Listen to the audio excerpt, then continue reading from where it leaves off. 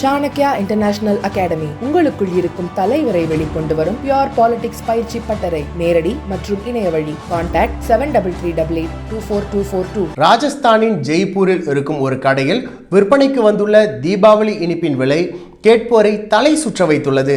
தீபாவளி என்றாலே விதவிதமான இனிப்புகளும் பட்டாசுகளும் தான் முதலில் நினைவுக்கு வரும். நாடு முழுவதும் அக்டோபர் 20ஆம் தேதி தீபாவளி கொண்டாடப்படுகிறது. அந்த வகையில் ஜெய்ப்பூரில் இருக்கும் ஒரு இனிப்பு கடையில் வித்தியாசமான இனிப்புகள் விற்கப்படுகின்றன. அவற்றின் விலை தலை சுற்ற வைக்கிறது.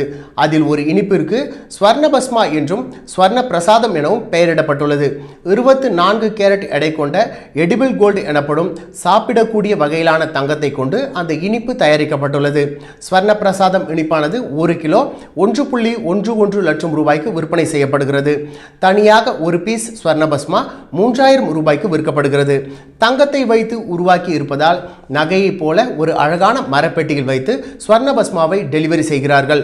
அதே போல ஸ்வர்ணபஸ்மா பாரத் என்ற இனிப்பு வகை 85,000 ரூபாய்க்கும், சண்டிபஸ்மா பாரத் என்ற இனிப்பு வகை 58,000 ரூபாய்க்கும் விற்பனை செய்யப்படுகிறது.